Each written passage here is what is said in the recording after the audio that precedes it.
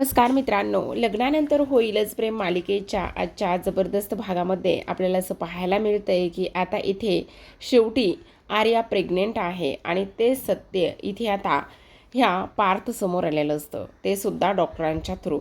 एवढंच नाही तर पार्थने मात्र जीवाला नंदिनीची शपथ घ्यायला लावलेली असते. आता नंदिनी हे सगळं कसं सावरून घेईल आणि हे सगळं गोष्टी ना रम्याच्या समोर आलेल्या असतात बरं का. त्यामुळे खूपच धमाका झालेला आहे. पाहूया शेवटपर्यंत नक्कीच ऐका. तर आता सुरुवातीला मालिकेमध्ये आपण पाहतोय काव्याला ना रुटीन चेकअपसाठी जायचं असतं. जवळपास 5 महिने पूर्ण होत आलेले असतात. त्यामुळे ती आर्याचा फोन ट्राय करत असते. पण आर्याचा फोन पूर्ण दिवसभर स्विच ऑफ येत असतो. त्यामुळे तिने हॉस्पिटलमध्ये सुद्धा चौकशी केलेली असते. नंदिनी येते आणि काव्याला चिडचिड करताना पाहून विचारत असते, काय झाले काव्या, तू एवढी का चिडतेस? अगं प्रेग्नेंट आहेस ना, मग प्रेग्नेन्सीमध्ये एवढी चिडचिड बरी आहे का? काव्या म्हणत असते, काय करू सांग ना. ती डॉक्टर आर्या, तिला कळायला नको का हे सगळं? अगं माझं रुटीन चेकअप आहे. पार्थ म्हणत होते 5 महिने कंप्लीट झालेत, त्यामुळे आपण जाऊन इथे चेकअप वगैरे करूयात म्हणून म्हणून मी इथे डॉक्टरांना कॉल करण्याचा पूर्ण प्रयत्न करते. पण ह्या आर्या मॅडम कुठं गायब आहेत ना, तेच काही केल्या कळत नाही. काय बोलू सांग बरं आता, मला तर इथे डोक्यावरून पाणीच चाललंय. तेव्हा नंदिनी म्हणत असते, बरं ठीक आहे, ऐक ना, जरा शांत हो, काळजी करू नकोस.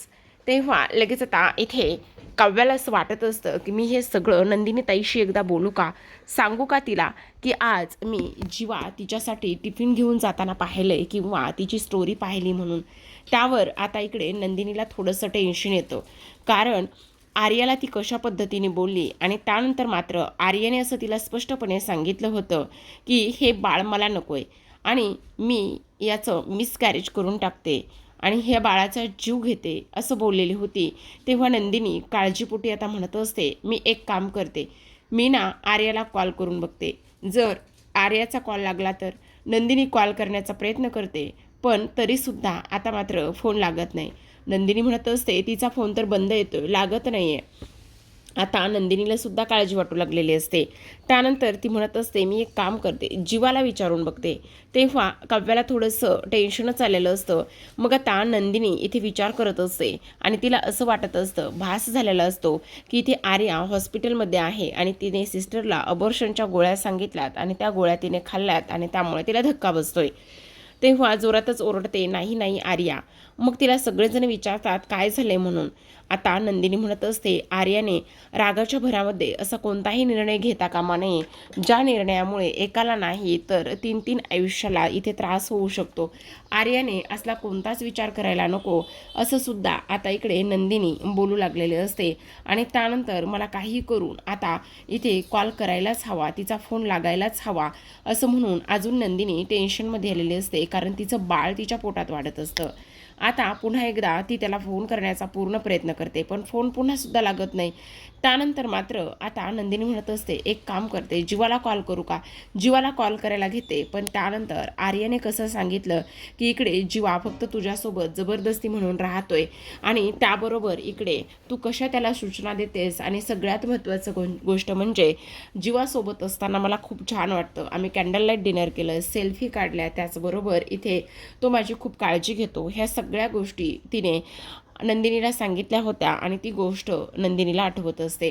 तेव्हा मात्र नंदिनी म्हणत असते, असू दे, मी तर ह्यांच्याशी बोलायचं नाही असं ठरवलं होतं, पण मी नंदिनी आहे ना, मी नंदिनी असल्याचा हाच मोठा प्रॉब्लेम आहे, त्यामुळे तर बोलावंच लागणार आहे, असं म्हणून ती जीवाला कॉल करते. तेव्हा जीवा म्हणत असतो, हा नंदिनी बोल ना, आता मी तुलाच फोन करणार होतो, मी आता घरी यायला निघलोय ना. तेव्हा मात्र नंदिनी म्हणत असते, जीवा 1 मिनिट ऐका ना. जीवा म्हणत असतो, हा काय झालं बोल ना. आज आर्याशी आणि तुमचं काही बोलणं झालं का? अगं नाही नाही, सॉरी, मी आज तिला दिवसभर फोनच नाही केला का, काय झालं आणि तुझा साऊंड असा काय येतोय. तेव्हा नंदिनी म्हणत असते, नाही काही नाही, नंदिनी काय झालंय ते सांग. तेव्हा नंदिनी म्हणत असते, जीवा मी ना आर्यासाठी टिफिन घेऊन गेले होते, तेव्हा ना तिच्या कपाटामध्ये ना मला त्या एक्झॅक्ट पिल्स मिळाल्या. काय? हो, आणि ती आपल्यासोबत सरळ सरळ खोटं बोलली. त्याचबरोबर एवढंच नाही तर मी हे बाळ फक्त माझं आहे आणि जर नको असेल तर मी ॲबॉर्शन घेऊन हे मिसकॅरेज करून टाकते. त्यानंतर मात्र इथे तिने तुमचा आणि त्याचबरोबर जीवाचा तिच्या मोबाईलमध्ये असलेला फोटो दाखवला, कॅन्डल लाईट डिनर केलं हे सुद्धा मला सांगितलं. त्यानंतर मला राग आला आणि त्यानंतर मी तिच्या कानाखाली मारली आणि तेव्हा तिने मला हाताला धरून घराबाहेर काढलं. एवढं सगळं नंदिनीने झालेलं सगळं काही जीवाला सांगितलेलं असतं. तेव्हा जीवा म्हणत असतो, काय एवढं सगळं झालं? ही आर्या पण ना खरंच कमाल आहे बरं का, तू काळजी करू नकोस नंदिनी. नंदिनी म्हणत असते, तुम्हाला काहीच माहिती नाही आहे का? तेव्हा मात्र जीवा म्हणत असतो, नाही नंदिनी, मला काहीच माहिती नाही आहे. पण ती आपल्यासोबत असं खोटं कसं काय बोलू शकते? तेवढ्यातच आता इकडे नंदिनी म्हणत असते, खोटं काय, सगळेच बोलतात. आता नंदिनीचा हा विषय किंवा हा जो काही टोमणा आहे तो थेट आपल्या जीवाला असतो. कारण जीवाने तरी कुठे सांगितलं की तिच्यासोबत कॅन्डल लाईट डिनर केलं ते. मग आता इकडे दुसऱ्या बाजूला पार्थ आलेला असतो आणि पार्थने ऐकलेलं असतं की आर्या गायब आहे म्हणून. तेव्हा तो म्हणत असतो, काय झालं, कोणाशी बोलत आहेस? तेव्हा तो म्हणत असतो की नाही नाही, आर्या घरी नाही ना, त्यामुळे नंदिनीचा कॉल आला होता. असं म्हटल्याबरोबर लगेचच आता इथे मात्र ह्याला सुद्धा थोडंसं टेन्शनच आलेलं असतं की आता नेमकं काय करायचं, कशा पद्धतीने ह्या गोष्टी हँडल करायच्या. दुसरीकडे आर्या मात्र मंदिरामध्ये गेलेली असते. तिथे मंदिरामध्ये गेल्यानंतर दिव्या इकडे प्रार्थना करत असते आणि म्हणत असते, हे देवी आई, आत्तापर्यंत मी जे जे काही मागितले ते सगळं काही तू मला दिलं आहेस. आत्तापर्यंत कोणतीच अशी गोष्ट नाही की ती मला तू दिली नाही आहेस म्हणून. मग आजसुद्धा इथे मला काहीतरी मागायचं आहे. आज मी प्रेग्नेंट आहे आणि खरं सांगू का, आज नंदिनी माझ्यासोबत फार चुकीची वागली. तिने सरळ सरळ माझ्यावर आरोप केलेत. सरळ सरळ तिने माझ्या कानाखाली मारली आणि तिने माझ्या कानाखाली मारली याचं मला खरं तर इथे दुःख नाही आहे. पण मी त्यांच्यासाठी एवढं सगळं काही करते आणि आज मात्र नंदिनीने माझ्यावर संशय घेतला आहे, असं सुद्धा ती आता इथे देवाकडे बोलत असते. दुसरीकडे आपण पाहतो पार्थने जीवाला इथे सरळ प्रश्न विचारलेला असतो आणि सरळ सरळ प्रश्न विचारल्यानंतर आता मात्र इकडे पार्थ जीवा थोडासा गोंधळलेला असतो. त्याला काय उत्तर द्यावं काय नाही ह्या सगळ्या गोष्टी मात्र अजिबातच इथे समजत नसतात. मग आता इकडे जीवा म्हणत असतो, अरे नंदिनीचा कॉल आला होता, ती अजून घरी नाही ना, त्यामुळे मग आता इकडे पार्थ म्हणत असतो, अरे घरी नाही गेली असेल कुठे, अरे अशी कशी गेली असेल, तिचा फोनसुद्धा लागत नाही आणि त्यामुळे मात्र इकडे आता थोडीशी काळजी वाटत आहे आणि म्हणून असं वाटतंय की आपण तिला तिच्या घरी जाऊन शोधलं पाहिजे. तेव्हा पार्थ म्हणत असतो, अरे पण काय गरज काय आहे? अरे दादा असं काय म्हणतोयस? हे बघ, काळजी करणं फार गरजेचं आहे. म्हणजे आता ती नंदिनीची आणि काव्याची बहीण आहे, त्यामुळे आपण तिला शोधणं आणि त्याचबरोबर ती सापडणं हे फार गरजेचं नाही का, असं सुद्धा आता इकडे तो बोलत असतो. त्यानंतर मात्र आपण तिच्या घरी जाऊयात आणि घरी जाऊन तिला शोधूयात, असा सुद्धा जीवाचा हा सगळा काही अट्टहास इथे सुरू असतो. पार्थला मात्र हे सगळं अजिबात पटत नसतं की तिच्या घरी जायचं आणि त्यानंतर तिला तिच्या घरी जाऊन शोधायचं. ह्या सगळ्या गोष्टी मात्र पार्थला अजिबात आवडत नसतात. पण जीवासाठी आणि त्याने नंदिनीचं नाव घेतलं त्या सगळ्यांसाठी आता इकडे जीवाला सुद्धा शेवटी तिला शोधण्यासाठी तिकडे त्यांच्या घरी जावं लागणार असतं. दुसरीकडे नंदिनी मात्र फार टेन्शनमध्ये असते, सतत कंटिन्यू इथे फोन करत असते. तेव्हा काव्या म्हणत असते, नंदिनी ताई, तू नको एवढी काळजी करूस, एवढी काळजी करण्याची तुला काय गरज आहे? अगे ती असेल इथेच कुठेतरी आणि ती लहान बाळ थोडी ना आहे. तेवढ्यातच रम्या तिथे आलेली असते आणि रम्या ह्या सगळ्यांचं बोलणं ऐकत असते. आता ही खबर जी आहे ती मानिनीपर्यंत सुद्धा जाऊन पोहोचलेली असते की आर्याचा फोन लागत नाही आणि त्याचबरोबर ती कुठे गेली, काय गेली हे सुद्धा माहिती नाही. आणि त्यामुळे मात्र आता इकडे घरामध्ये थोडासा गोंधळ सुरूच झालेला असतो. आता हे सगळं काही सुरू होत असताना इथे काव्या नंदिनीला म्हणत असते, नंदिनी ताई, एक मिनटं मला एक गोष्ट सांग. तू मला नेहमी सांगतेस ना की इकडे प्रेग्नेन्सीमध्ये एवढी काळजी वगैरे घ्यायची नाही म्हणून, मग तू उगाचच माझी काळजी का बरं, एवढी त्या आर्याची काळजी का बरं करतेस? तुला तिची काळजी वगैरे करण्याची आणि ह्या सगळ्या गोष्टी करण्याची काही गरज नाही आहे. तू उगाचच तिची काळजी करू नकोस. तेवढ्यातच मालिनी म्हणत असते, हो ना, खरं तर इथे असं वाटतंय की जसं काय काव्याच हरवली आणि काव्या हरवली आणि त्यानंतर नंदिनी मात्र तिची एवढी काळजी करते, असं सगळं काहीसं वाटायला लागलेलं आहे, असं मालिनी बोलत असते. दुसऱ्या बाजूला पार्थ आणि त्याचसोबत जीवा हे आता दोघेही जण इथे आर्याच्या घरी जाऊन पोहोचलेले असतात. जेव्हा ते दोघेही जण आर्याच्या घरी जातात तेव्हा मात्र दरवाजा उघडाच असतो आणि दरवाजा उघडा आहे ही गोष्ट मात्र जीवासाठी जरा टेन्शनवालीच असते. तेव्हा जीवा म्हणत असतो, दरवाजा कसा काय उघडा आहे, थांब मी बेडरूममध्ये जाऊन बघतो. असं म्हणून जीवा धावतच बेडरूममध्ये जातो, पण बेडरूममध्ये सुद्धा आर्या नसते.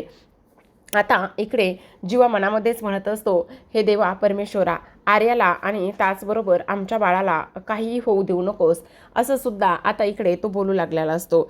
आता इथे मात्र तो जीवा तिच्या चप्पल्स वगैरे पाहतो आणि त्या चप्पल्स वगैरे तिथेच असतात आणि तिथे असल्या कारणाने आता जीवाला आठवतं की आर्या म्हणत असते, जेव्हा मला इकडे खूप जास्त वेगळं वाटतं, म्हणजे मला रेस्टलेस वाटतं, त्यावेळेला मात्र मी माझ्या आवडीच्या ठिकाणी जाते.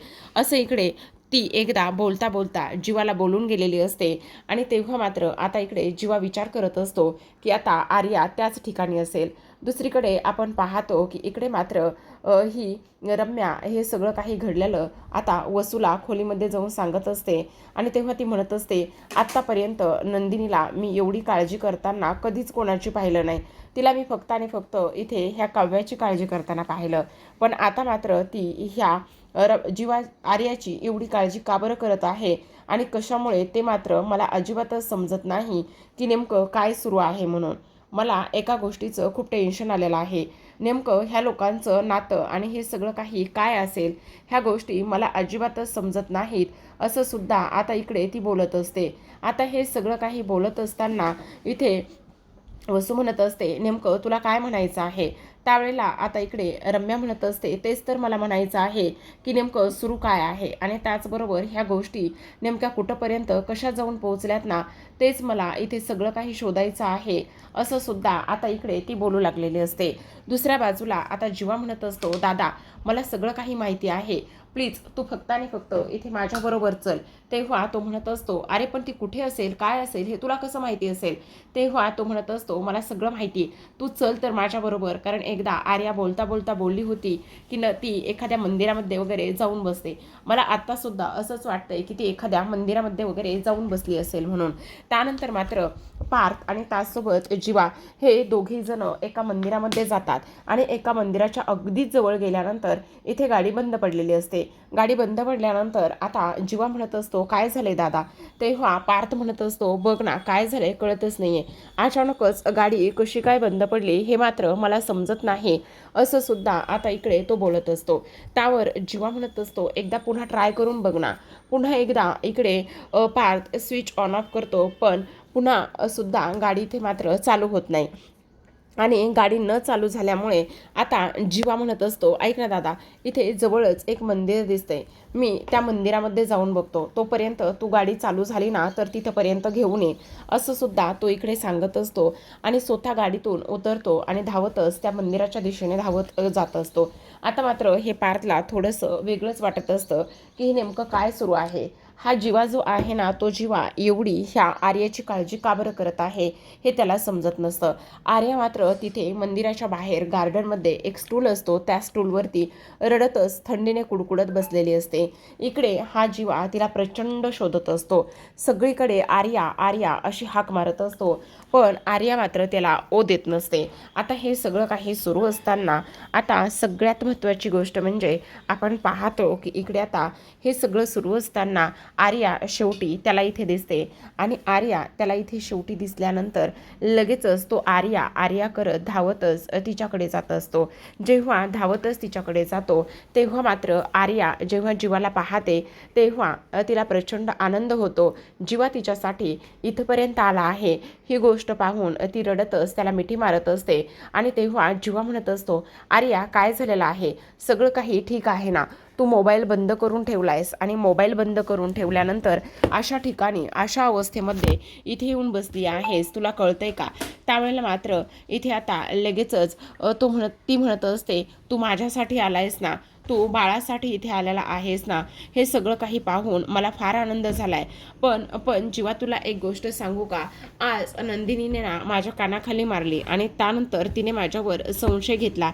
त्यावर जीवा म्हणत असतो, VDS का आर्या, हे बघ, जरा तरी इथे शांत बस आणि जरा तरी एकदा ऐकून घे हे सगळं काही काय आहे म्हणून.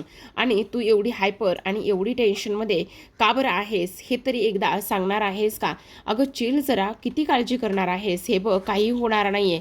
तेव्हा मात्र आर्या पुन्हा रडायला लागते आणि आर्या पुन्हा रडायला लागल्यानंतर पुन्हा एकदा जीवाला मिठी मारत असते.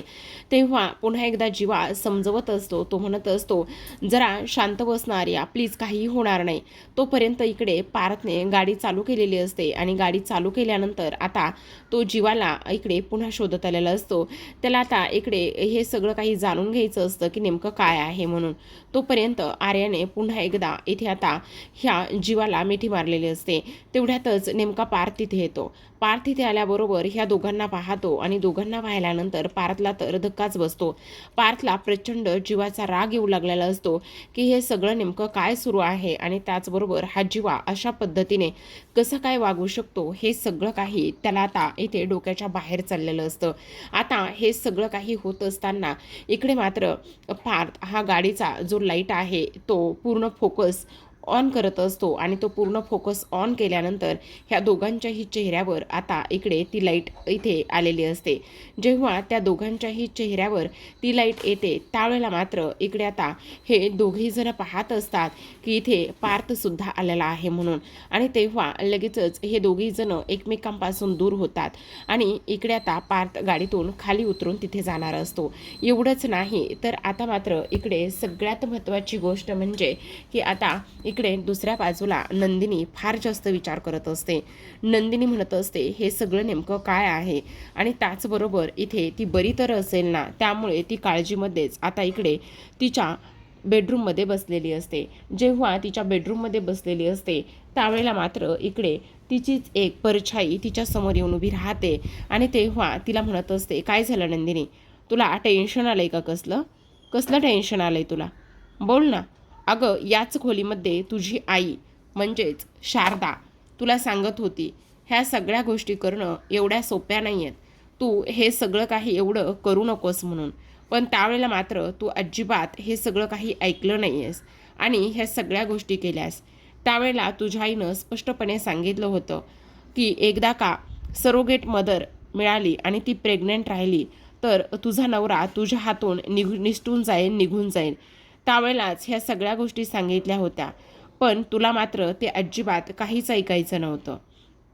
तू ते काहीही ऐकलं नाहीस आणि आता मात्र इथे रडत बसलेली आहेस. आता रडून उपयोग काय होणार आहे? रडून नेमकं तुला काय सिद्ध करायचं आहे? बोल ना. तेव्हा मात्र नंदिनी म्हणत असते नाही, जीवा मला अजिबात फसवणार नाही आहेत. मला माहिती ना माझा त्यांच्यावर पूर्ण विश्वास आहे आणि त्यांचं माझ्यावर प्रेमसुद्धा तेवढंच आहे. त्यामुळे ते मला अजिबात फसवणार नाहीत असं नंदिनी स्पष्टपणे म्हणत असते. तेव्हा तिची परछाई म्हणत असते हो का? फसवणार नाही का फसवत आहे हे तुला समजतंय का नंदिनी? अगं तुझ्या संसारामध्ये इथे फूट पडायला सुरुवात झाली आणि ती सुद्धा त्या आर्यामुळे. काय गरज होती एवढं सगळं काही करण्याची? तुला समजतंय का? तेव्हा मात्र नंदिनीला अजूनच टेन्शन आलेलं असतं आणि टेन्शन आल्यानंतर तिची ती परछाई तिथून निघून जात असते. आता मात्र नंदिनी रडत असते. तिला काय करावं काय नाही ह्या सगळ्या गोष्टी समजत नसतात. रडून रडून तिने बेहाल करून घेतलेले असतात. दुसऱ्या बाजूला आता मात्र गाडीचा फोकस तसाच ऑन असतो. पार्थ आता गाडीतून खाली उतरतो आणि पार्थ गाडीतून खाली उतरल्याबरोबर इकडे लगेचच जीवाकडे आणि ह्या आर्याकडे जात असतो आणि तेव्हा मात्र इथे आता लगेचच आर्याला तो काही प्रश्न विचारत असतो. आर्याची मात्र सुरुवातीला ततपपच होत असते. आता पार्थ म्हणत असतो एक मिनटं, हे सगळं काय आर्या? तुझा फोन बंद आहे, तू घरामध्ये नाही आहेस आणि त्यानंतर मात्र इथे अशी येऊन बसलेली आहेस. काय सुरू काय झालंय? काय तुला बरं वाटत नाही आहे का? तेव्हा ती म्हणत असते नाही काही नाही, पण मी इथे आहे ही गोष्ट तुम्हाला कशी कळली असं इकडे आता तिचा प्रश्न असतो. त्यावेळेला मात्र इथे पार्थ म्हणत असतो त्याचं काय आहे ना, इथे जीवाला वाटलं की तू इथे येऊन बसली असशील म्हणून आणि त्यामुळे तोच इथे आला आणि खरंच तू इथेच होतीस. तेव्हा मात्र इथे आर्या म्हणत असते जीवा खरंच तुला वाटलं की मी इथे असेल म्हणून? तू खरंच मला शोधून काढलेला आहेस? तेवढ्यातच आता तो म्हणत असतो हां त्या दिवशी तू बोलली होतीस ना, जेव्हा तू अपसेट असते, जेव्हा तुझा मूड इथे व्यवस्थित नसतो त्यावेळेला तू अशा ठिकाणी येऊन बसतेस म्हणून मी एक अंदाज बांधला. त्यावेळेला मात्र पार्थ म्हणत असतो खरं तर जीवाचा आमचा अंदाज अचूक बसला आहे बरं का. म्हणजे खरं पाहायला गेलं ना तर हे सगळं पाहून मला सुद्धा थोडंसं आश्चर्यच वाटलं. दुसऱ्या बाजूला आर्याला थंडी वाजू लागलेली असते. ती एवढी थंडीने कुडकुडत असते की काही विचारूच नका. जीवाला तिची काळजी वाटू लागते, कारण तिच्या पोटामध्ये बाळ आहे आणि त्यानंतर बाळाला सर्दी होऊ नये, बाळाला त्रास होऊ नये म्हणून जीवा म्हणत असतो, आर्या तुला थंडी वाजू लागलेली आहे. तेव्हा आर्या म्हणत असते, नाही नाही इट्स ओके, चल पटकन आपण घरी जाऊया. तेव्हा आर्या म्हणत असते, नाही नाही मी ठीक आहे आता. पण जीवा कुठे ऐकतोय? जीवा मात्र त्या आर्याकडे पाहतो आणि त्यानंतर स्वतःच्या अंगामध्ये असलेलं जॅकेट काढतो आणि ते लगेचच जॅकेट इथे आर्याला देतो. आर्याला देतच नाही तर तिच्या अंगावर ते जॅकेट तो पांघरून सुद्धा घालत असतो. त्यावेळेला मात्र पार्थला हे सगळं पाहून धक्काच बसतो की हा जीवा नंदिनीला सोडून ह्या आर्याची एवढी काळजी का बरं करतोय? हे सगळं नेमकं काय सुरू आहे? हा जीवा काय डोक्यावर पडलाय का? डोक्यावर पडलाय का हा? असा पार्थ विचार करत असतो. तर प्रेक्षकांनो, आता आजचा भाग एवढाच. उद्याचा तर खूपच इंटरेस्टिंग आहे बरं का, कारण उद्याच्या भागामध्ये ना खूप धमाका केला आहे ह्या लोकांनी. असो, आता आपण पाहतो की इकडे ह्या पार्थने आणि आर्याने इकडे पार्थने आणि जीवाने आर्याला घेऊन हॉस्पिटलमध्ये आलेले असतात आणि हॉस्पिटलमध्ये आल्यानंतर तिथे एक डॉक्टर असतात. त्या डॉक्टर आर्याचा हात चेक करतात, म्हणजे तिला थंडी वगैरे वाजत असते ना, त्यामुळे तिचा हात हातामध्ये घेतात, पल्स चेक करतात आणि त्यावेळेस डॉक्टर म्हणत असतात, तुम्ही प्रेग्नेंट आहात का? आता तर इकडे आर्याची चांगली सटकलेली असते. जीवाला तर सळो की पळो झालेलं असतं, म्हणजे त्याला काय करावं काय नाही ह्या गोष्टी समजतच नसतात. तेव्हा डॉक्टर पुन्हा म्हणत असतात, हो डॉक्टर आर्या तुम्ही प्रेग्नेंट आहात. आता मात्र इकडे जीवा पाहत असतो, त्याला घाम फुटलेला असतो. तर पार्थला आता इकडे खूप मोठा संशय आलेला असतो की हे सगळं काय आहे. पण आर्याला ह्याचा धक्का बसलेला असतो की हे सगळं काही इथे पार्थ समोर उघड झालं आहे. आता पार्थचा सगळा रोख जीवा आणि ह्या आर्याकडेच असतो. प्रेक्षकांना पार्थ एवढ्यावर थांबेल असं तुम्हाला वाटतं का? अजिबातच नाही. पार्थने आता एक घाव आणि 2 तुकडे करण्याचाच विचार केलेला असतो. जेव्हा तो घरी येतो तेव्हा सरळ सरळ इथे तो नंदिनीला म्हणत असतो, नंदिनी आर्या प्रेग्नेंट आहे आणि मला असं वाटतंय की आर्याच्या पोटामध्ये जीवाचं बाळ आहे. असं म्हटल्याबरोबर आता मात्र इकडे ह्या रम्याने सगळं काही ऐकलेलं असतं. आता जीवा सावरासावर करतो आणि म्हणत असतो, दादा आर्या प्रेग्नेंट आहे हे खरं आहे, पण तिच्या पोटात माझं बाळ नाही आहे. असं म्हटल्याबरोबर आता मात्र इकडे पार्थने पुन्हा पुढचा बॉम्ब फोडलेला असतो. तो म्हणत असतो, हो का? जर असं असेल तर मग नंदिनीची शपथ घे आणि नंदिनीची शपथ घेऊन सांग की आर्याच्या पोटामध्ये असलेलं बाळ हे तुझं नाही आहे. असं म्हणून आता मात्र नंदिनी ही जीवाकडे पाहत असते. एवढा धमाका आहे ना प्रेक्षकांनो, काय विचारूच नका. म्हणजे आता खरं पाहायला गेलं तर आर्या प्रेग्नेंट आहे, तिच्या पोटामध्ये जीवा नंदिनीचं बाळ आहे, ते सगळं काही खरं आहे. पण आता जीवा कशी नंदिनीची शपथ घेईल आणि नंदिनी आता मात्र जीवावरचा वचपा कसा काढेल? म्हणजे नंदिनीला तर ऑलरेडीच ह्या जीवाचा खूप राग आला आहे ना, तो खोटं बोलते म्हणून. आता पार्थ समोर ह्या दोघांची चांगलीच फजिती उडली. आता ह्या संधीचा फायदा मात्र आपली रम्या घेणार आहे. तर पाहत रहा लग्नानंतर होईलच प्रेम. भेटूयात उद्याच्या भागामध्ये. तोपर्यंत धन्यवाद.